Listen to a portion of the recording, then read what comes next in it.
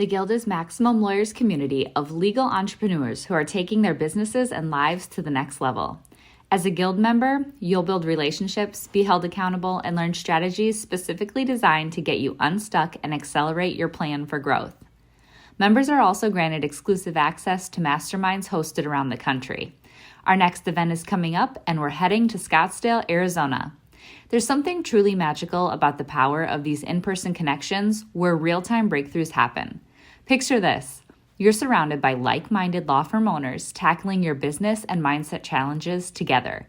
The energy is electric, the insights are transformative, and the results are game-changing. Investing in yourself is the best decision you'll ever make.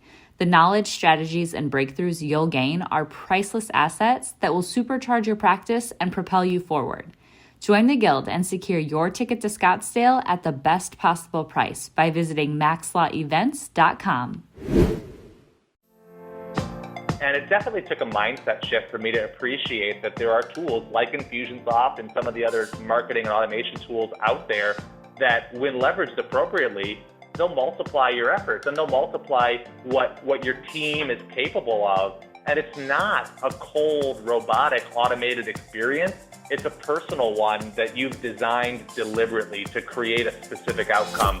Run your law firm the right way. This is the Maximum Lawyer Podcast. Your hosts, Jim Hacking and Tyson Mutrux. Let's partner up and maximize your firm. Welcome to the show.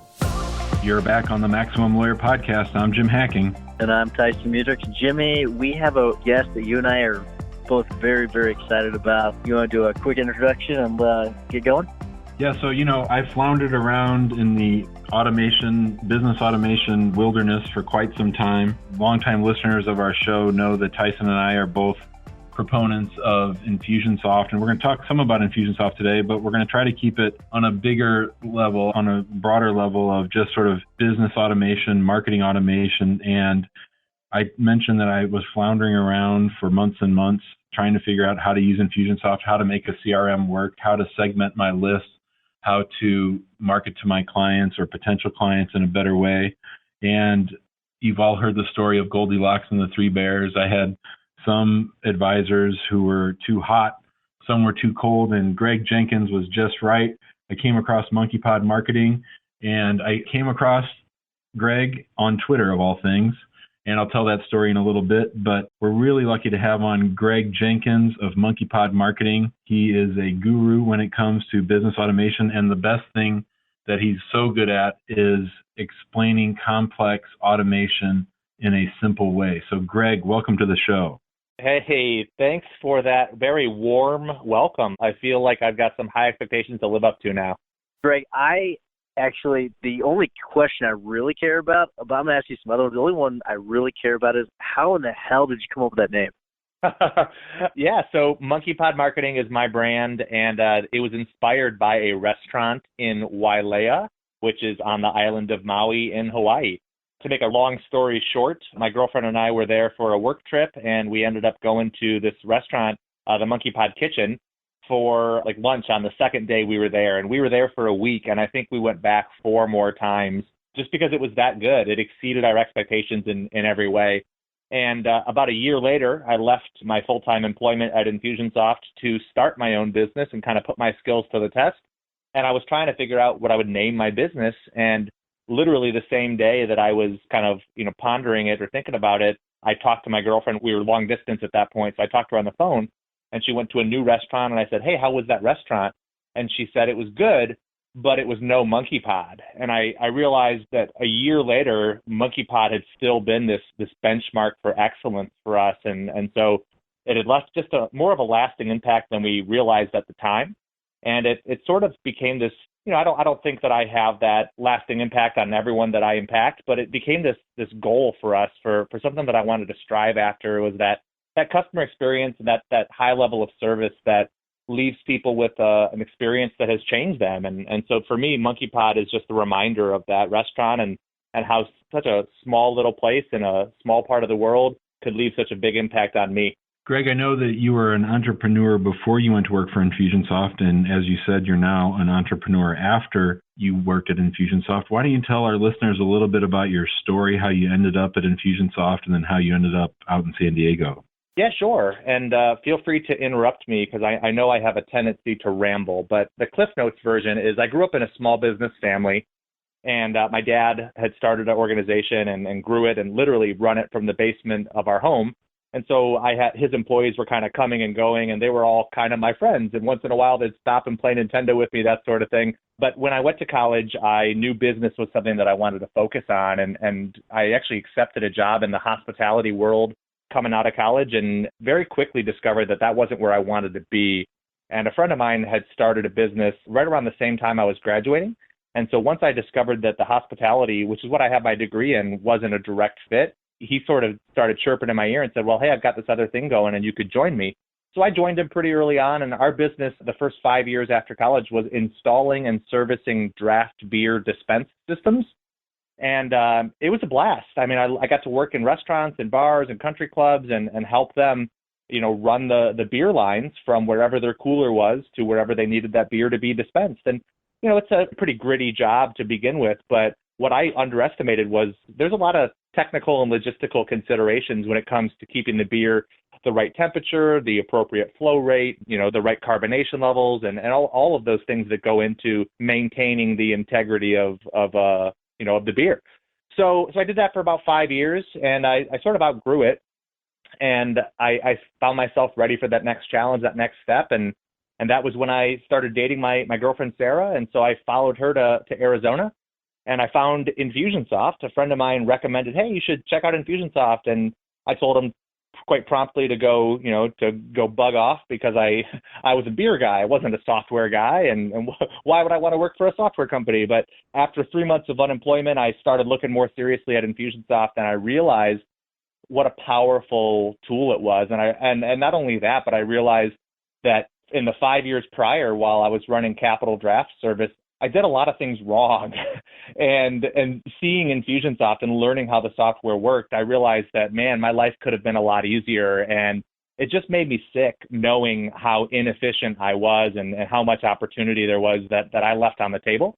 So it sort of became a mission for me to help other people avoid the potholes and pitfalls that I went through, because now I kind of had that revelation that there is an easier way and it doesn't have to be as manual and as laborious as I had made it out to be. So I spent a little over 3 years at Infusionsoft teaching people how to integrate automation into their general business. And it is a marketing system, on the surface, but really automation can go much further than that. And as you guys know, you can use it for your internal processes and to add efficiency to all sorts of elements of your business. And now I have Monkeypod, and I do pretty much the same thing. I help small businesses refine and improve their systems by using technology and automation specifically. Greg, what are some of the issues that you see most often that people need to automate? I guess the biggest struggles that they have that you help them automate with? Sure. Yeah. So this is one of those conversations that I think you guys have touched on this in the past, but it's worth driving home again. There are stories that we tell ourselves as business owners and, as entrepreneurs, and regardless of what role you're in, there are certain things that you tell yourself needs to be done by you.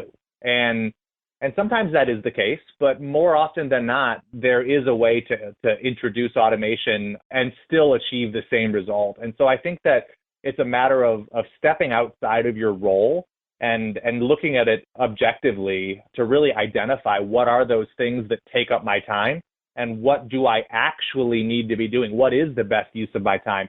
If I go back to the draft beer systems example, when I was running Capital Draft Service, it grew. When I started, we had 15 or 20 customers, and when I finished, we had just under 100, and these are monthly recurring accounts that we were servicing. But the fact of the matter was, at the time, I believed that the way the business did, the success of the business was directly tied to the amount of time that I devoted to it. And each time I went on a sales call, I knew that if I got that job, it meant more hours that I would have to be working in order to keep that revenue stream. And so I saw it as a direct one-to-one correlation. The more I put into my business, the more, that it would produce. And it definitely took a mindset shift for me to appreciate that there are tools like Infusionsoft and some of the other marketing and automation tools out there that, when leveraged appropriately, they'll multiply your efforts and they'll multiply what your team is capable of. And it's not a cold, robotic, automated experience. It's a personal one that you've designed deliberately to create a specific outcome when it's done appropriately. So I think the areas that people overlook are sometimes the ones that they spend the most time on, because they tell themselves a story that it has to be done by them, and they refuse to back off that position. And sometimes it just takes a little bit of balance for you to recognize that that's not always the case. Greg, one of the things that I've noticed with you and your copy, the language that you use in the emails that you send to clients or potential clients, is that you're very conversational. It does seem very personalized. I know it's automated because I know sort of what's going on in the back end, but I think you just do an exceptional job of sort of talking to people in plain English. Can you talk a little bit about that? Yeah, man. Yeah, so you hit the nail on the head, and this is what I'm describing. People have this resistance, this reticence to adopt automated systems because they feel like automation removes them from their business. And if you are in the small business space, you know how important it is to have a personality in your brand. Oftentimes, that's what differentiates you from your competitors. But I think that's a misconception. I think that automation actually, it puts more of you into your brand. And as you said, the emails, they are my voice, and it's because I write all of them. And if you watch a video, it's me and my silly jokes and my backyard and my tank tops, and like, that's who I am. And I think that it resonates with some people, and I'm sure that there are those who it repels, but the reality is you're not the right fit for everyone. And so by allowing yourself and your personality to bleed into your brand, you're more than likely going to help identify sooner rather than later when there is a misfit. So for me, it's very deliberate. Like you said, it is automated, but it doesn't have to feel that way. And you don't have to beat people over the head with automation. And if done properly, automation can be really seamless, and it should be contributing to your overall customer experience. Jimmy, you have hit on something that actually is my favorite part about Greg. He is so personable. Greg, I met you for the first time out at Icon, and you were just incredible. So if when people reach out to Greg, he is amazing. He's a great person. He really is. And I'm not just saying that. I wouldn't just say that. He really is a good person. But Greg, for you, I have a question. So your business is automating other businesses in a nutshell. Like, how do you automate your business, though? Yeah, so my business is, in a lot of ways, a transparent case study, because I teach by example. And, if I have a subject that is uncomfortable for me, what I'll do is I'll dedicate myself to learning and figuring out what that topic is, and then I'll document it and I'll turn that around and I'll teach it to my audience, because, hey, this is a new skill that I just acquired. For example, I figured out pretty quickly, and as many of you have, when you start a business, there's an infinite number of things you can learn, right? You can always be acquiring new skills or attending masterminds or taking online workshops or what have you. There's always more you can be learning. And so for me, I knew Infusionsoft inside and out, but I didn't know Google Analytics. I didn't know Facebook ads. I didn't know WordPress and all of the other elements that needed to be there for my business. So as I have tackled each of those hurdles, I've done my best to turn those into learning lessons so I can pass that value on to the audience that I serve, right? And I think that we all do that in some small way. As we package up our knowledge and our expertise, or as that grows, we find ways to disseminate that. And I think that's in large part what you guys are doing with this podcast. You're sharing your journey as well as the lessons and the challenges that you face and acquire along the way. We're talking with Greg Jenkins. He's the owner, CEO, president of Monkeypod Marketing. And Greg, I have a question for you. If you took a sabbatical from Monkeypod Marketing and went to work for a small firm, a law firm, and you had lawyers that recognized the value of automation, but they had no idea where to start, how would you go about helping them automate the parts of their business, like you said, that they're doing all the time, that they need to automate in order to free themselves up to do higher level things?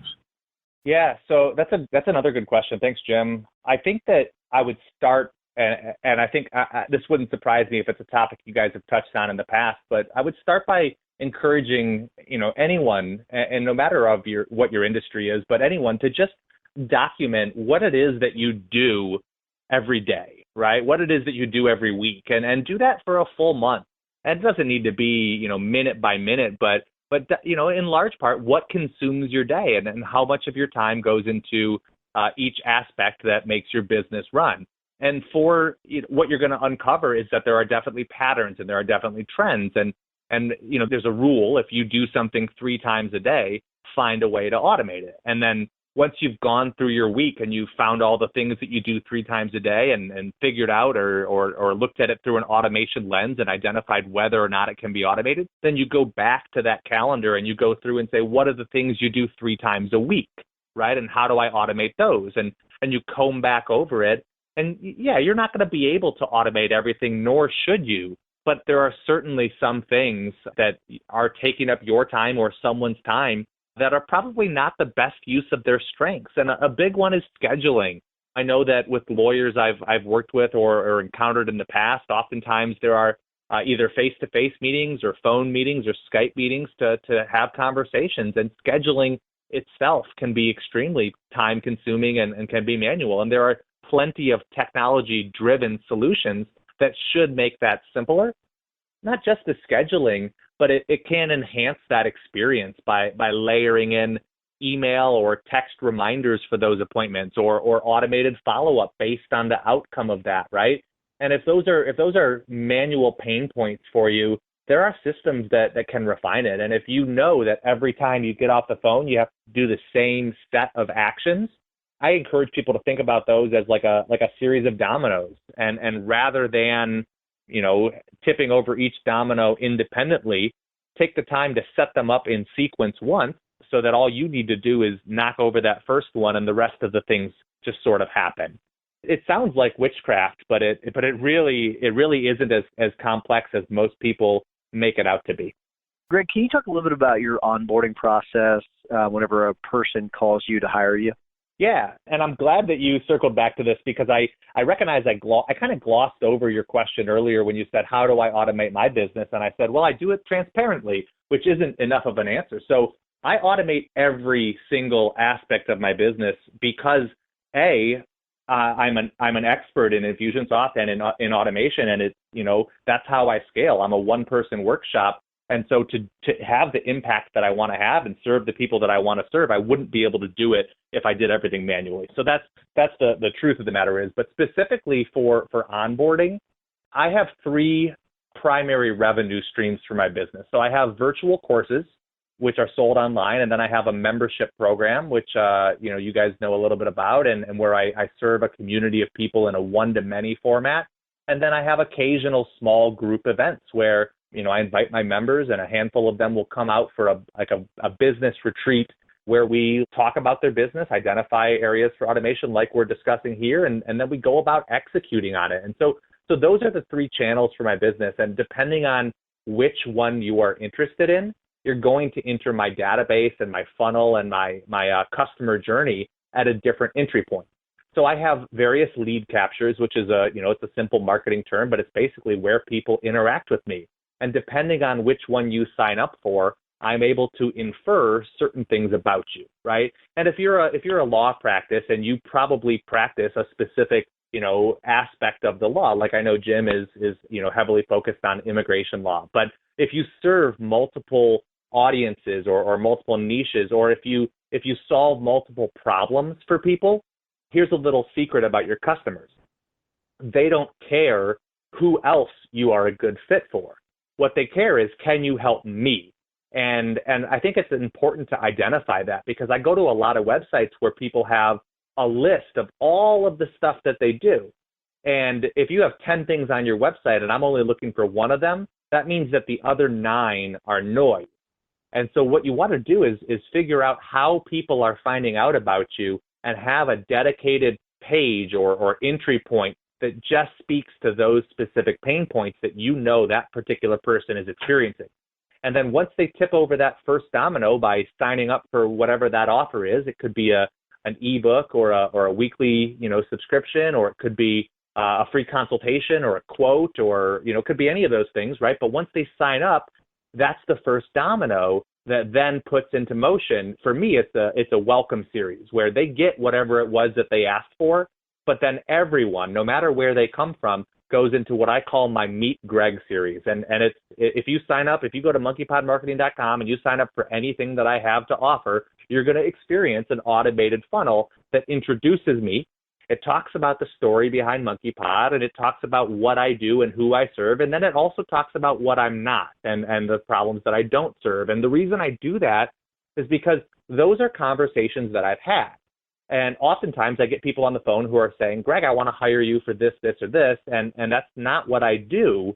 And so what I did was I devised an automated system that helps better establish those expectations so that when I get on the phone with someone, or if I get on the phone with someone, we're already at a point where that person knows, here's what Monkeypod's about, here are the 3 main service offerings they have, and here's the one that I'm most interested in.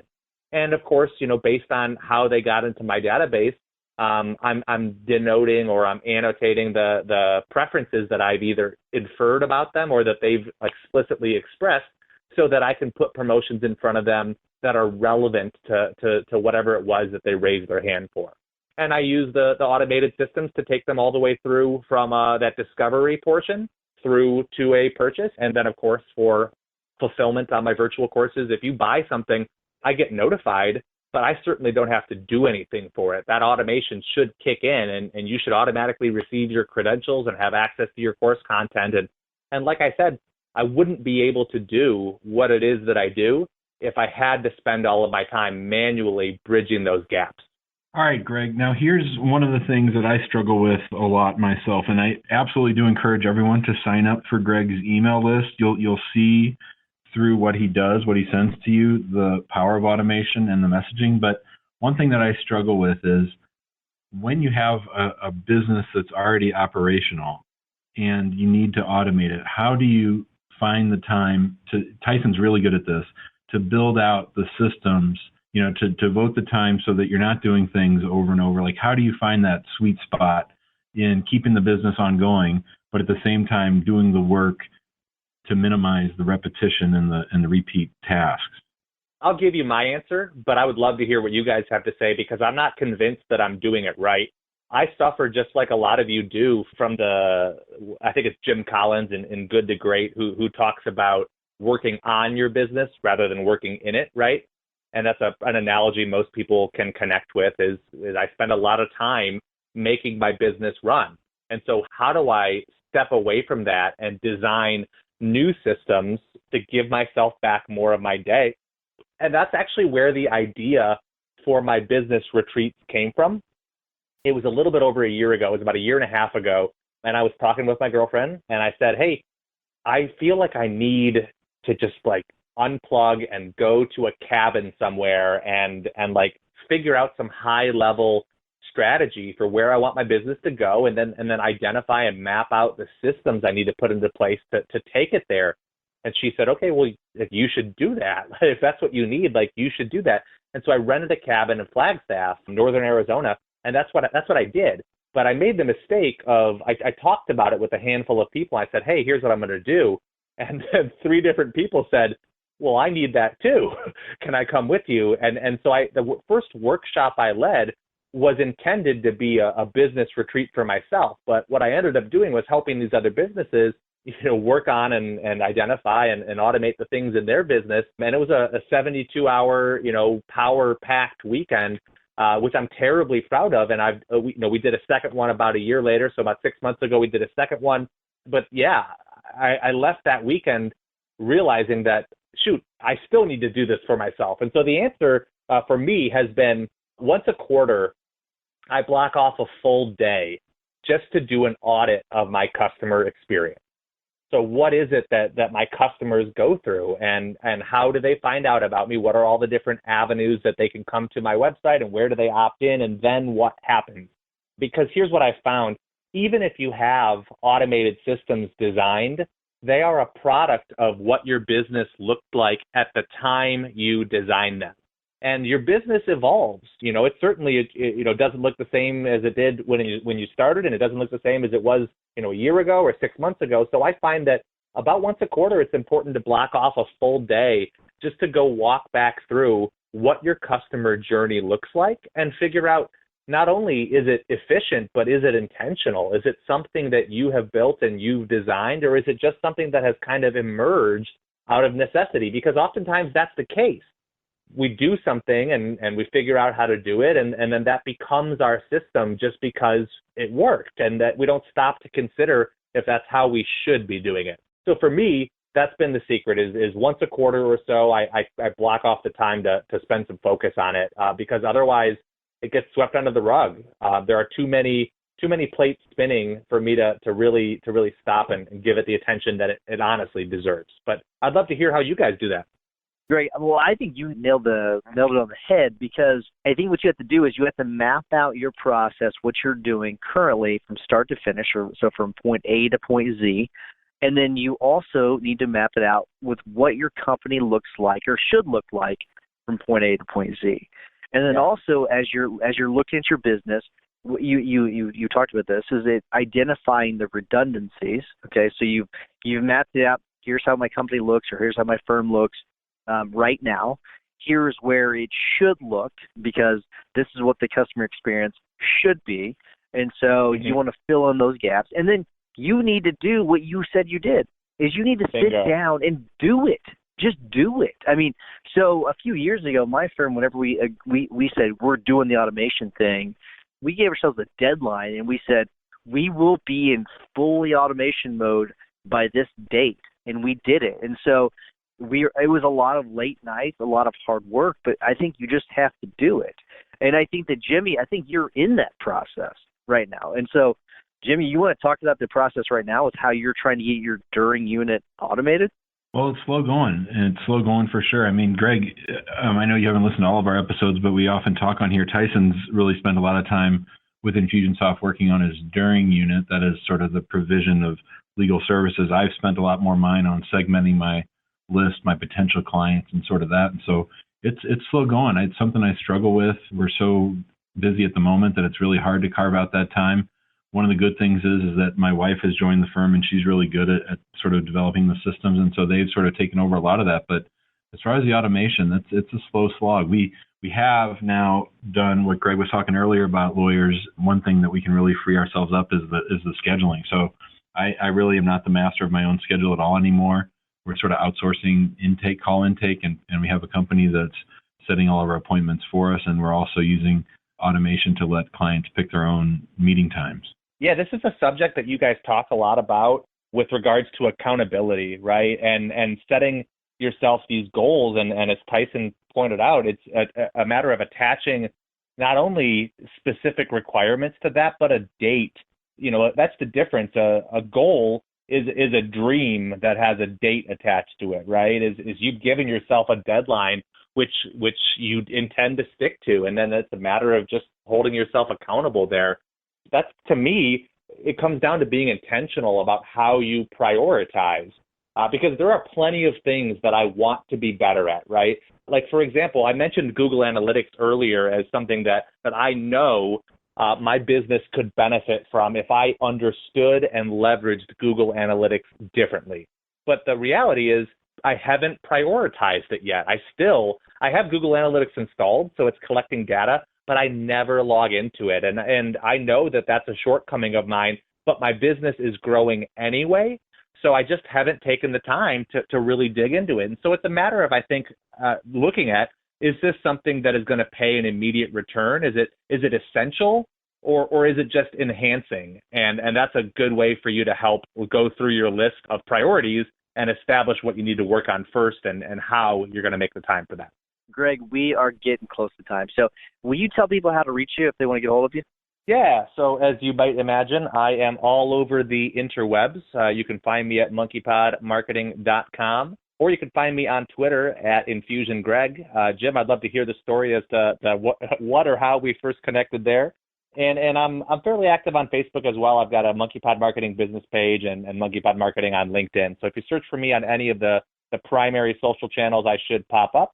And you're more than welcome to send me an email at greg@monkeypodmarketing.com. If you use Infusionsoft or are interested in automation in general, I love geeking out about this stuff. All right, before we get to our tips, hacks, and Greg's recommendation, I do want to remind everyone to go to iTunes or wherever you get your podcast and give us a 5-star review. Please make sure you do that. We're trying to spread the word as much as we can. So pause it, go right now, give the 5-star review. We'll be here when you get back. Do the review. We really appreciate it. And then send it to a friend. We really love hearing back from people about how they're really liking the podcast. So, but Jimmy, do you want to give your hack of the week? Yeah, and I will incorporate my story of how I found Greg in the first place, and it ties into my hack of the week. So I found Greg on a automated tweet that he sent out, and it had to do with note templates within Infusionsoft. So this allows you to sort of prefabricate some notes for a file that you want to do.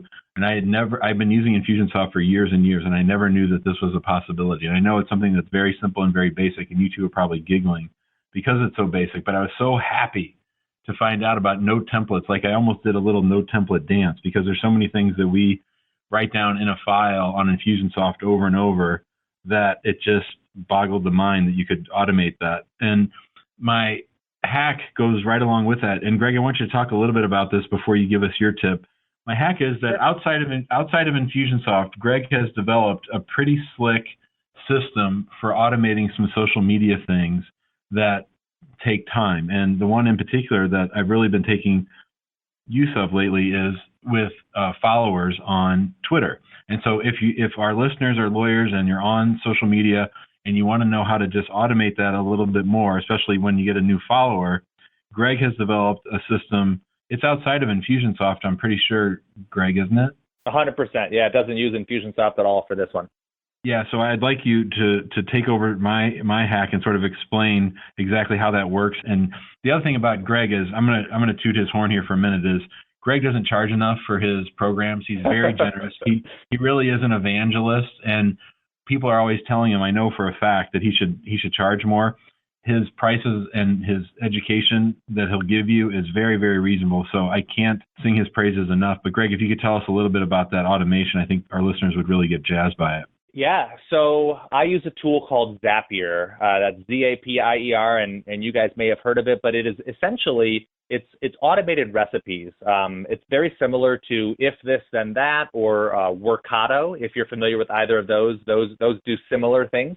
But Zapier allows you to write automated recipes so that if something happens, it performs something else. So action, reaction. You build these recipes. So what I did was I built these Zapier recipes for my own business. So if I publish a blog post, right, it automatically disperses that to my, or disseminates that to my various social channels. It posts it to my Facebook business page, it posts it to my LinkedIn business page, and it tweets about it. And then a couple days later, it tweets about it again. And a couple weeks after that, it tweets about it a third time. So what I get is automated, valuable content being passed out to my various social networks so I can assure that they're busy, and all I have to do is produce the content and it automatically goes out a couple of different times. So I maximize the exposure I'm getting on that, and I have the exact same thing set up for my YouTube channel. Now, the third recipe that Jim's referencing here is just designed to foster engagement on Twitter. So I'm sure you guys have seen, if you follow somebody and they have an automated welcome message set up, you follow them and it says, hey, thanks, Infusion Greg, or what have you. And those always drove me nuts because, it's very overtly automation. And this is what I come back to is automation, when done poorly, does feel cold and robotic. But if it's done well, it feels personal and it's enhancing. And so what I did was when somebody follows me, and you can test this by following me on Twitter, but if somebody follows me, it triggers this automated recipe with Zapier. And the first thing it does is it looks up a number between 1 and 50. And what I've done is I've written 50 different sample responses. So if somebody follows me, I'm going to tweet back at them in one of these ways. And it uses that number that it randomly looks up to go to a spreadsheet in Google Sheets. And it pulls between 1 and 50 one of the columns, and or one of the rows rather, and then it crafts a tweet replying to them using their handle. So it draws from that spreadsheet and it pulls their information in and it assembles it, and it waits something like an hour and a half before it replies. So it doesn't happen immediately. It happens after a little bit of time, and I actually introduced another layer, so it only happens on 1 out of every 3 followers. So rather than tweeting back to every single person, which I didn't want my whole Twitter feed to just be replies to people, I have it going on a ratio of 1 out of every 3, and it picks from a list of 50 different replies. And I'm going to continue to add to that so that long term, maybe I'll have 100 different responses and nobody will even notice. But at the very beginning, the goal was just to welcome people and to drive a little bit of engagement. And what's happened is people are responding. This automatic tweet goes out and they like it, right? And so they reply and it starts the conversation. And once they reply, I do step in personally and I reply manually, but the initial interaction is part of this automated recipe. So when I share this and when I talk about the benefit that these recipes have provided for me and for my business, oftentimes the response is, well, how do I get that? I want that too. And the reality is you can set this up. Zapier is a paid tool. You can go use Zapier and you can build your own recipes. But if that's outside of your comfort or outside of your interest, I've devised a way to build and manage these recipes for people. And like Jim said, it's really reasonable. I probably will raise the price. I just launched this just a couple months ago, and so I'm still working out all the kinks and making sure that it's providing the value I think it does. But if you're interested, just reach out to me, and I'll be more than happy to talk to you. I'm calling it the Social Recipe Service, but I'm definitely not married to that name, so I might need to come up with something a little catchier. Man, that's awesome. I had no idea that existed, so that is incredible. Awesome. It's kind of nerdy, but it works for me. All right, so is that your tip of the week, or do you have something else for us?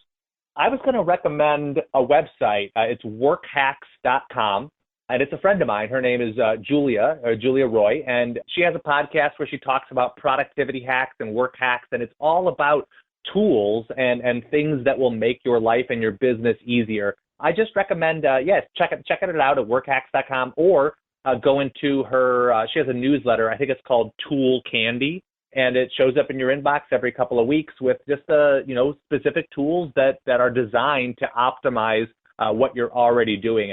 And that's been a big source of inspiration for me. Not every email that shows up is changing my life, but it's good to be abreast of what's out there. And even if you don't plan to consume it or to take action on every single one, it's nice to know that these are going to show up with different ideas that you can choose to run with or not. That's awesome. Thank you very much for that. Just that section of the podcast, we could clip that and release that and be perfect. I mean, that's just the last 10 minutes worth has been fantastic. But my tip of the week is a book that John Fisher actually recommended on his Facebook page, Mastermind Experience, which I want to share with everyone, which some of you may have heard of it. It's called Zombie Loyalists: Using Great Service to Create Rabid Fans by Peter Shankman. I picked up the book and I could not put it down. It is incredible because it really just breaks down the real world of customer service, and he just really cuts through all the BS and gets right to it. I really, really recommend it, and this is one of John Fisher's top 3 books, I think. Yeah. So I really do really recommend it. It's a fantastic book. Peter's great. He actually spoke at ICON a couple of years back when he was still not as well known as he is now and kind of under the radar, and it blew my mind. So I've been fortunate to watch him for a couple of years. He's a star for sure. Incredible mind, really is. But Jimmy, do you have anything else to add? Just want to thank Greg again for coming on the show. Oh, thank you guys. This has been great. I've got a bunch of respect for what you guys are doing, and I appreciate you giving me a platform to share a little bit of my life. Yes, thank you so much for coming on. We really, really appreciate it. And I know we've exchanged some emails back and forth, so thank you for the feedback you give me as well. But thank you very much. Jimmy, great show. Greg, very good show. And then we'll talk to everybody next week. Thank you very much. Take care. Bye. Thanks for listening to the Maximum Lawyer Podcast. To stay in contact with your hosts and to access more content, go to MaximumLawyer.com. Have a great week and catch you next time.